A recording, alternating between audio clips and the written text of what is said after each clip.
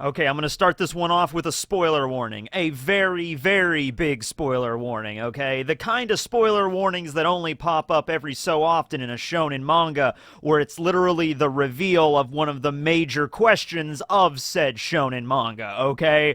This would be as to One Piece as, like, what is the will of D? Or, what is the One Piece, right? In Dr. Stone, it's who is the Y-Man? So this is the answer to that. It was revealed in chapter 228. Spoiler alert, once again, if you haven't read it, go and read it. Otherwise, we're going to get into this right now. All right, I'll count down from 3. All right, 3, 2, 1. Hello there. My name is Matt. This is Barry. He's a brick, which maybe you might have more in common with. I'm not really sure, but I, for one, welcome you to our planet, and we accept that, you are, of course, of intelligent life, and hopefully we can get along. I know how to cook some food. I baked a carrot cake yesterday. You're happy to have some carrot cake if you want. I don't really mind. Okay, so yeah, it turns out Y-Man is the Medusa, or a more accurate explanation would be not just the Medusa or a Medusa, but every Medusa as essentially a hive mind, okay? So, first off, if anybody guessed this, congratulations, you could go get a cookie. If you were right here in front of me, I would give you a slice of that carrot cake. It's damn good, too. But anyway, yeah, so if anybody guessed it, congratulations. I don't think that was one of the things. I rattled off a bunch of options in the last video, and some of them were ideas that I thought of, and some of them were ideas that I saw around, like, Y-Man is an alien, which, by the way, I mean, like, that's still not off the table yet. Somebody had to make these damn things, okay? So that's not entirely off the table yet. But when it came to the crazy ideas, like, it turns out it was Isaac Newton the whole time, That's not true. That's not true, okay? But it definitely is a reveal that leaves us with a few more questions. And in my opinion, I mean, okay, it depends on how much longer the manga is going to run. Like, going back to One Piece, for example, let's say we do finally find out what the One Piece is, but then it leaves us with more questions than answers, and then boom, the manga ends, and we're just sitting there being confused, So in this situation, we do have a few more questions, but we have a lot more that are answered, I would say, by this reveal of the Medusas and their true sentience, I guess. We also have an interesting outlook from Zeno in this chapter that's kind of thinking about what's the purpose of the Medusas, why are they doing what they're doing, and that's actually pretty interesting too. So, when Senku, Kohaku, and Stanley arrive at that black stain on the moon, it's revealed that that entire area is like an ocean of Medusas. But they're not just stationary like they were at the pyramid in South America. No, they're just like, they're undulating. That's a fun word you don't get to use very often. Undulating, right? It's basically like an ocean of Medusas that's just swirling and like crashing like waves, and like they're all mixed together. All individual, all of these little tiny objects that are shaped like this, that are all mixed together into one kind of amorphous blob. Like, if this thing really wanted to, it could combine together to make a giant robot, and it would be like, Galactitron or like Unicron or something. Rather apt, considering it's on the moon. Oh shit! I just thought of something. What if these things are filling the moon? Because there's been popular theories for a while, like the moon is hollow, like the hollow moon theory and stuff, and there's like a secret organization down there. There's a lot of conspiracy theories and just science fiction in general that is just like, oh, the center of the moon is actually this high-tech whatever. What if the center of the moon is just filled with these damn things, and the moment with the thing that we're seeing, that little black spot on the moon that's just this ocean of Medusas, it's like Old Faithful. It's like a geyser, and it's like the center of the moon is filled with these things, and this is just the point where they're popping out, right? Okay, that would be interesting in its own right. Like, there's not even just millions of these things, there's literally trillions, quadrillions of these things just filling up the moon, right? I'm not really sure, because we're just, like I said, that's another question that gets added, right? But yeah, so that's what these things are, and so everybody back on Earth, like Chrome and everybody, is just like, what did you find on the moon? Why did you have that dramatic pause? I mean, I really gotta like that, because that's basically Senku, essentially, like, last chapter, he's like, Y-Man was closer than we all knew. And then he takes like a dramatic pause for like a whole minute, and everybody back on Earth is like, what is it? And then finally he's like, it was the Medusas this whole time. What?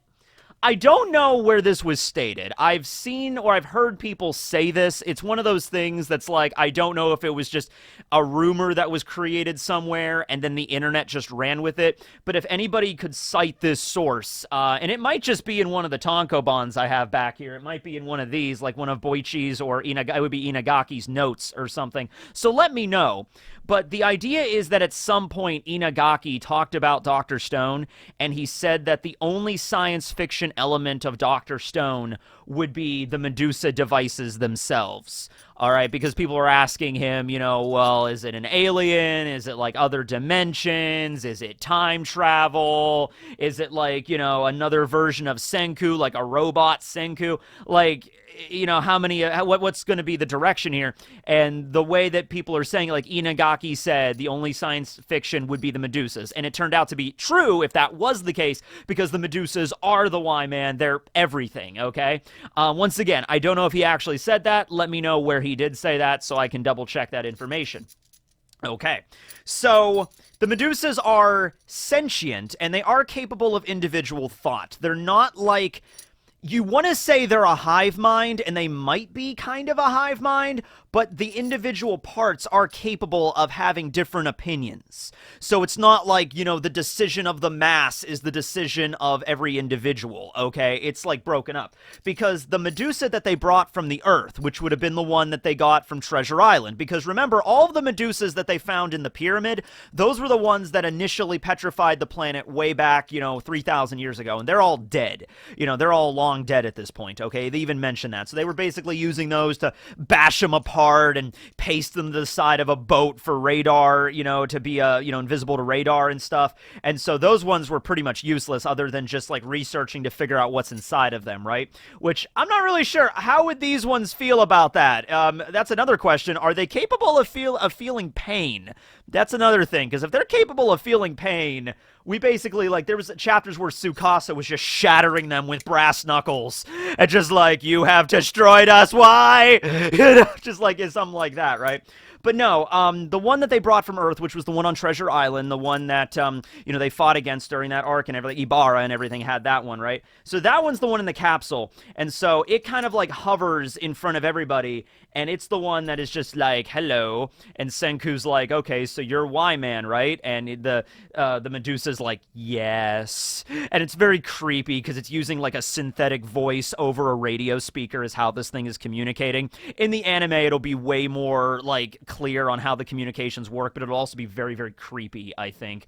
And so basically everybody doesn't really know what to do, because everybody was kind of debunking on Y-Man being an actual person, like a human. And so the idea is maybe there's a human on the moon that was like petrified and whatever, and if it's a human, we can at least talk to them, you know, reason with them, figure out why they did what they did, and maybe get them to stop, you know, or turn them into an ally or whatever. And so everybody's kind of taken aback by this, and so Gen is like talking on the microphone on Earth, and he's like, all right, I don't have any idea if these things are even able to be negotiated with, because we're not even dealing with humans at this point, or what they would even value, because they're little robotic, like, loops, like, they're like circles, like 3 metal circles in a loop. It's just like, how do you like negotiate with that? Like, I have no idea. But Gen is like, look, I can tell you that historically, that whenever a new race of people was discovered on a new country or a new island and people made first contact, pretty much universally and uniformly, the first thing that you do is you offer a gift to be like, hey, we don't mean you any harm, we come in peace, that kind of crap. Even if you don't necessarily come in peace, you know, the first thing you technically do is, like, you're obligated to give a gift. And so Senku and Gen, but Gen is like, I have no idea what to offer them. Like, that's what you think of, something to offer them, Senku, but I can't think of anything. I don't know what these things even are. And so if they're aliens or what, they were created by humans, I have no idea. And so Senku's like racking his brain, and he's like, okay, we just have to, like, and Senku, of course, he's a scientist. If you didn't know that from, you know, chapter 228 of Dr. Stone, Senku is, in fact, a scientist. But he's like, okay, So this is a technology that we're not used to. I don't even know if Senku expected 100% for these things to be what they are, but he's like, it's science at the end of the day, and science means replicatable rules. So Senku's like, there is like so much crap I don't know about these things, but I at least know a little bit. So he's like just, thinking every single thing that he knows about the Medusas, pulling his mind, and he realizes, wait a second, the Medusas, the one that they had anyway, was communicating with him like, do you want to die? And it even repeats the question in this chapter. The one in the capsule is like, do you want to die? How do you think the Medusa is like pronouncing that, by the way? Do you think it's just like, do you want to die? Or do you think it's like more robotic, like, do you wanna die? Because it uses wanna, and that's not really a word. It's more of like slang kind of thing. It's not like, do you wish to die? It's nothing like that. It's like, do you wanna die? All right, it's like a Dalek or something. Exterminate! So I'm not really sure how it's pronouncing it, but Senku extrapolates from that. Is like, okay, these things clearly have great importance on living and dying. Okay, we at least know that much because it's asking us, do you want to die? And the whole point of these things is petrifying people to prevent them from death and, healing any injury and also staving off the aging process. So extrapolating those two pieces of information, Senku's like, all right, life and death are probably relevant to these things. So Senku asks them, let me just pull up so I can say it exactly. Considering living and surviving to be crazy important, and Senku proceeds to be like, hey, why, man? Well, that's probably not your real name, but you don't mind if we stick to that, right? I love how Senku doesn't really ask what they would prefer to be called. They're just like, hey, yeah, we've been calling you why, man, for like 200 chapters. You're cool if we just stick with that, right? Like, okay. Just like, fine, whatever. He says, with the level of science we're at right now, we cannot create more of you because it's just beyond 21st century tech. However, one thing we can do is we can replenish your life force. We can make new diamond batteries, okay? So it might not be the optimal thing that you want, but we can at least make new batteries to keep you alive, okay? And that's our gift for you. And in return, and this is great, this is the funniest part of the whole damn chapter, this big giant revelation they've all just discovered. Everybody's gasping. They don't know what to really make of this or how to proceed further with this or if they're just all screwed, right? And so Senku's like, in exchange for these new diamond batteries to replenish your life force, quit firing off those damn petrimemes every 5 seconds. It sucks. It's annoying. And that's just great because Senku is just like, and Gen is in the background and he's like, be very, very careful. What's the next thing you say, Senku? We don't want to anger them. Quit firing off those damn petrimemes. God. Every 5 fucking seconds with you guys. It's just like, we're right about to do something, and boom, Petrabeam. And they're like, all right, now we have to figure out a way to get everybody, Suika gave up 7 years of her childhood so she can bring us back, okay? Although that was actually that helped out, because if not, they would have all died. But anyway, yeah, so Senku is just like, stop doing it, right? And then the capsule Medusa is like, why? And then the mechanism begins to click. Like, it's about, like, it's kind of like doing that, like, sort of like, why should I take orders from you? Click. I'm just gonna petrify you all here, right? What are you gonna do about it? Big deal. Want to fight about it? And so everyone's just kind of like crap, and Senku takes out, I don't even know what this thing is. Like, he has a gun. I'm not sure. It looks like it looks kind of like a megaphone sort of thing. I don't know if it was ever, like it might just be a grenade launcher or something to blast this thing out of the sky. I'm not really sure what that weapon is, but he moves it out, and he says it's not some monolith acting in unison, okay? It's not a single entity, but it's also not a monolith, okay? And I just wanted to check to see what monolith meant. I'm pretty sure I knew what it meant, but I just wanted to double check here. So monolith has 2 definitions. One is a single upright block of stone, which, roll credits, but no, that's probably not right. The other one is a large and impersonal political, corporate, or social structure regarded as an intricably indivisible and uniform. An example of this would be the dominance of broadcasting monoliths limits local programming. Which is true, but also, like, the idea is, I guess, Senku is not saying, they're clearly not a single entity. and they're also not like a structure like in a business or a corporation, you know, like there's the plebs that are working at their desks all day, and then there's like middle management and then upper management and then the CEOs, you know, eating caviar. Like it's not structured like that, like how kind of stuff is structured here. I guess what Senku is getting across here is they are kind of a hive mind, but they can have different opinions. And even Senku says, like, I have no data to really work with here. I have no idea. Right? Okay. But the Petra beam definitely serves a purpose here. And then that's when Zeno gets into his monologue where he's thinking like, oh my god, it makes sense. What if the Medusas exist to basically remove death from the equation from humans? So if humans no longer have a fear of death, then we can advance and we can increase science and technology. And I love this concept because I'm a big fan of CGP Grey. Okay, and I have the hoodie with the symbol on it. You guys have seen that before. I'm a big fan of CGP Grey. Go check out his channel. He actually just did a video today, actually. He uploaded a video about interstates in the United States of America, like the different highway systems. It was actually very interesting, so go check that out.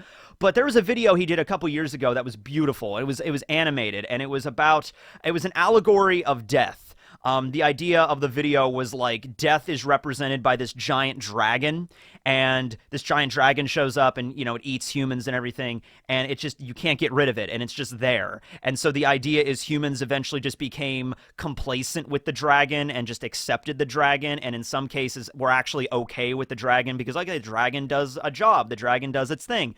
And the whole video, go check out the video because it's like a 15-minute video. It delves way more into this than I could right now, but it basically tackles all of the major questions of what would happen if humans just could not die, right? You think about that, and probably the first thing you're going to jump to is like, well, that would be a bad thing because if there's no death, then there's no reason to live, and there's like, you know, worries about overpopulation and other things like that. And so that video kind of tackles a few of those angles and stuff, so go check it out. But we're kind of dealing with the same thing here, where it's like if death was staved off with the Medusa devices, the idea is it would spur intelligent life to better itself, to march forward. It's like, well, if we can't die and we're here forever, then maybe under the best circumstances, we would eventually move beyond things like war.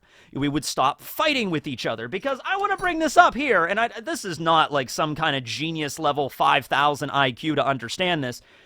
If every human being on this planet decided to work together, and instead of arguing and bickering over things like borders, politics, religions, or whatever, if we all work together on one task, holy shit, the things we could do, right? Like, that's not even something that's like, you need a lot of intelligence to understand, right? If we just put everything aside and worked on one task, like, for example, if we all set ourselves on the idea of going to Mars or going outside of our solar system and traveling to another place, and we all put everything aside, war, politics, religion, all that shit aside, and we just worked on that one task, we could accomplish amazing things. But yeah, that's just never going to happen considering how humans are, right? So the idea, though, is if death was removed from the equation, eventually we would learn to better ourselves and march forward in the name of science and work for all this stuff, and we would come up with crazy inventions and stuff like that.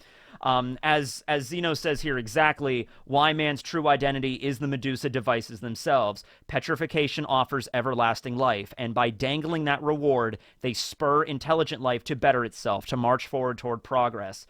There's a lot of ifs there, Zeno. A lot of ifs, a lot of hopes. And I kind of think about, like, what if this is an alien technology that got sent to Earth, you know, millions of years ago or whatever? What if it's a thing where these things were created by some alien life form way off into the Milky Way or maybe some other galaxy, and they get sent around to all various locations, and they don't activate right away. They wait until the intelligent life on that planet is at a certain level. So what if these things were in the moon, you know, like billions of years ago? Maybe they were in the moon as soon as the moon was created or whatever. I guess that wouldn't make sense because they do have the batteries. And, well, I don't know, because when you're on the moon, things don't decay as much. And if they're not actually using the petrification beams, maybe the batteries do last a pretty long time. If you burn out the petrification beam, then it obviously wears it down. But my point is, that maybe other alien life sent these things out, and it's like, okay, once this planet reaches a certain level of technology, like humans did in the 21st century, then they activate,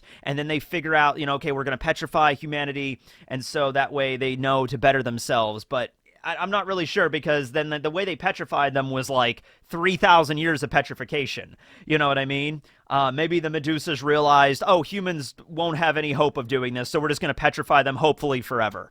And then they depetrified, and it's like, we have to petrify them again. It's like they depetrified, and then petrify them again. So it does not really seem like that was their goal with the Earth. Like, Xeno kind of looks at them as sort of like mechanical parasites, which I'm not really sure parasite is the right word here. They might be more of like symbiotes, like symbiotic, right? Because the idea is it kind of helps both parties out. A parasite only helps one party, but if it's both parties that are benefited from this relationship, you have humans that get to live forever and get to advance technology in an insane way. And then with that advanced technology, they make more batteries and they make more Medusas. So it's sort of like a back and forth kind of relationship. And so Xeno, though, is ecstatic at this. He's glaring on at like the light, and he's like, what a revelation. They are truly elegant organisms. They're so elegant. And then we get the final scene of the chapter where we have the Medusa in the capsule. And I should also mention earlier one part I skipped. This is kind of important. As the Medusa in the capsule is like click and about to petrify everybody, another Medusa that's behind it is like, wait, stop that kindly for now.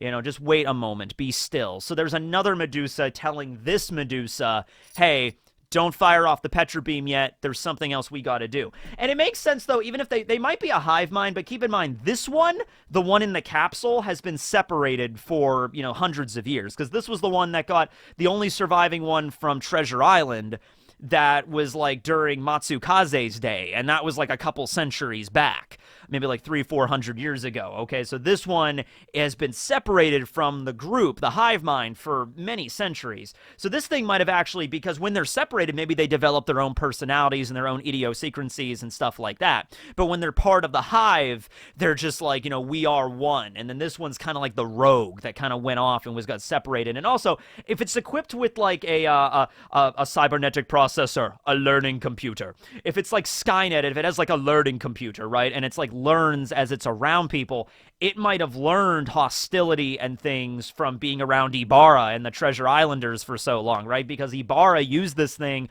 for his own gains for so long. So this thing might have, that Ibarra might have been the template for how this thing learned how to think and act and feel, and its basis for morality, if it's capable of morality and that kind of stuff, right? And so that's why it's a little bit more sarcastic and a little vindictive, and Senku's like, hey, quit firing off the Petra beams, and it's like, why should I? Click. That's kind of how its reaction was, right? It's like, you don't tell me what to do. I'm my own Medusa device. Click. And then the other Medusas are like, hey, just hang off for a second here. So after Xeno's monologue, the last scene of the chapter is the capsule Medusa then begins, now comprehensive communication of information will begin about turning you to stone several millennia prior. So it's beginning to explain to the group now, this is the bigger reveal, not just what Y-Man is, but why Y-Man's doing what it's doing. We're going to find out next chapter. And there's no break this week either. And I'm assuming there might be, I don't really read spoilers for Dr. Stone too much. I read spoilers for One Piece because I talk about One Piece like on the channel, like on Sundays as like a main thing. So I like to know what I'm getting into with One Piece. So I do read One Piece spoilers.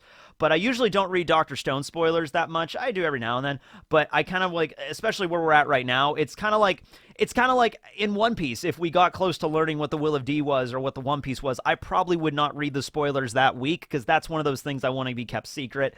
It's kind of the same situation here with this. So we're going to find out here. So what if it's a thing like they were sent to Earth or they were there because somebody had to build these things? Unless Inagaki just wants to go along with the idea that like they're the next step in evolution.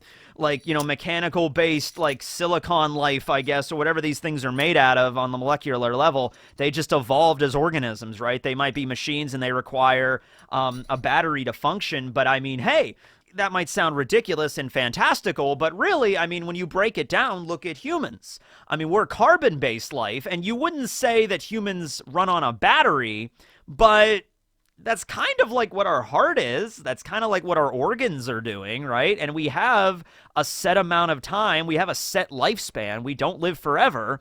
And so I guess in a way you could look at us as machines, and we're very complex. We have a lot of stuff going on here with, a vascular system, skeletal system, muscular system, nervous system. We got a brain, we got a heart, we got all these organs, all these different things that our body does, right? And still things that we've yet to really figure out involving the brain and stuff. So, the idea that like these Medusa devices evolved on a different like planet or in different circumstances, and they just developed this technology pattern and stuff, and their hearts or their brains are basically a diamond battery. I mean, it would be weird, but that would be science fiction. But I mean, hey, it's a science fiction manga at this point, basically. Yeah, so I guess. But I'm thinking like whatever the main goal was to petrify the planet, I feel like they deviated from what they were intending to do. So let's say the goal was to petrify the Earth so they would improve and then they would march forward with science and technology, okay? Well, you think the better way for them to do that would be for the Medusas to petrify humanity, but not for a long period of time. Like petrify humanity for like a day or so, and then return them. Or maybe not even a day, maybe like only like a few minutes, or like would probably function. Like if you petrified the entire planet on Earth for 10 minutes and then depetrified them, right? If the Medusas are capable of doing that. Well, I'm trying to think if there's a depetrification ray would make this so much simpler. But from what we understand, that doesn't exist. You have to use the revival fluid, okay? So maybe that was their goal. Like, we petrify planets, and then the whole planet goes back to the Stone Age until they can revive on their own, and they can figure out a way to revive everybody, and then they have to start over from scratch. But when they start over from scratch, they'll have this technology to make them live forever. That might be their overall goal. It's kind of a roundabout method, because that would mean like, hey, we found a planet that has technology. Let's petrify them. Okay, now what? It's like, well, now we wait until they revive on their own. And hopefully the people that revive are scientists, and hopefully they figure out what happened, and hopefully they gain allies, and hopefully they don't kill each other, and hopefully they find the revival fluid formula, and hopefully they revive the entire planet, and hopefully they return back to their scientific, status that they were at before, and then hopefully they don't go back to their old ways, and then hopefully they work with us, and then hopefully they can make more. That's a plan. It's just like, I guess it would help if these things obviously have a lifespan too, but these things have been on the moon for God knows how long, and they've been able to stay alive that way. So as long as, like I said, as long as they don't fire off petrobeams, they might be able to live indefinitely, especially on the moon where you don't decay or anything like that. So, yeah, sure. Why not? Fine. I'm okay with that. Oh God, but like this was a twist I did not see coming, but I'm happy with this. I wasn't disappointed. Maybe some people were, but maybe some people were expecting Y-Man to be like an alien overlord, like, I am the great Chiron, and I've come to this planet, like something like that, or if it was a Unicron the whole time. I know Matt Pat a few years ago made a video saying it was nanomachines, which nanomachines might still have a part in this if that's what the petrobeam is, because the petrobeam's not light, so it's something else. Maybe these things, create the nanomachines that send them out, like, right? They're like little tiny particle-sized things. I don't know. Because if that was the case, even, if they're nanomachines here and they're small enough, like even a container like this would be a huge cloud of these things, right? Then again, though, it would have to be, because these things are capable of petrifying the entire Earth. So could you fit enough nanomachines inside of this object to petrify the entire planet? That'd be pretty compact. They'd have to be pretty nano. They'd have to be micro nanomachines. But anyway, yeah, that's the video, and that's the last chapter of Dr. Stone. But yeah, let me know if you were shocked by this reveal, if you expected this, if you were disappointed by it, and what the explanation's going to be, and more importantly, what the Medusas are going to do with the group now that they've discovered them, now that they've gotten technology to reach the moon. Maybe that's like the final challenge. Like once, we set up on the moon of this planet, and once they finally develop enough technology to reach the moon once again, then that's when we reveal our intent. and where we're going to go from here, okay? I really can't see them destroying these things. I really see, like, the end of Dr. Stone now being a symbiotic relationship between humans and these things marching forth into a new era of human history. That would be the best optimal end of this, and everybody gets along, and then they use the Medusas to be, like, young forever or to stave off aging, and then we advance to the point where we do better the planet. It would be a very optimistic view of humanity, and that would be a nice way to end the manga, so I guess we'll see where this goes. Anyway, thanks for watching the video, everybody. This will be Teching and Barry signing out. Later, everyone.